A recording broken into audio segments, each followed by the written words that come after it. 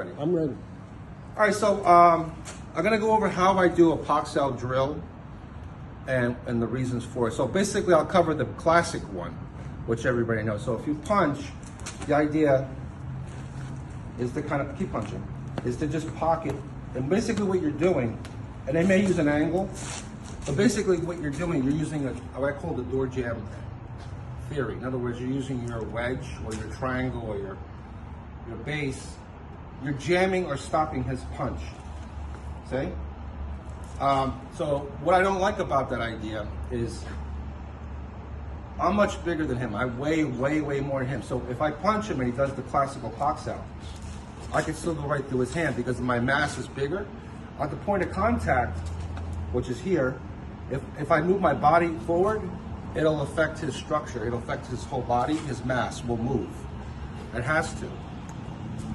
The way I do the Pak Sao, one of the ways that I do it, is I don't try to jam up his attack. I let it go. What I simply do is I simply move his force off. I create an arc. So when he punches, I let it go. I keep punching. See? So I'm not stopping his attack. So if he's bigger than me, if he weighs more than me, I won't feel his mass because I'm not trying to jam or stop his attack. So when he punches, I recycle the energy and I strike at the same time. Or I can move too. When he punches, see, I can go right around him. So that's the main difference, I think, between the way I do it, because the energy is coming back this way. It isn't coming forward. I'm simply guiding it. I'm connecting with his bridge, and I'm guiding it or breaking his force, going past my shoulder area. Or if it's to my face, it would be past my face. So let's see like a standard kind of Pak Da versus this way of doing it. Yeah, so if he punches, say you punch with that hand. So like that? Right, this is like the standard kind of Pak Da. Again, it's great. It's simultaneously blocking and attacking.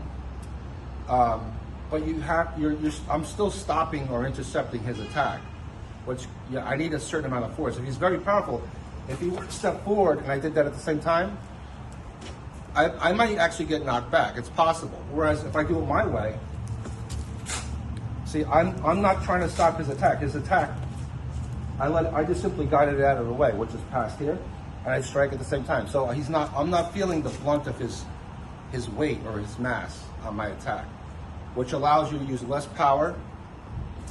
You can move faster because you're not using as much energy. And it's harder for him to read me because when he punches and I redirect it, he still feels like he can hit me because I didn't stop him. Whereas if I use the classical Pak Da or Pak Sao like this, when I intercept his bridge, he can feel it. He knows his hand is stopped. So he'll continue to attack with the other hand. Whereas with mine, I'm not trying to stop it. I'm just simply moving it slightly out of the way so it doesn't hit me, it misses me. So he continues the punch, which makes it easy for me to counter because he doesn't feel like I'm going to counter. He still feels like he's going to hit me, when in reality he doesn't. Because there's no impact. He feels if he punches you're not me, stopping I his stop punch. if I punch with this hand. If I stop him, I jam up. He knows that. But if he punches, I let it go. He doesn't feel like he still thinks he might be able to hit me. Right. That's the main reason. So that's the idea.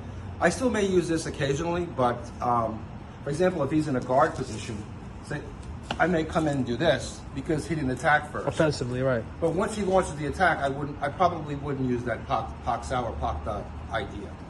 That's the main idea. Okay.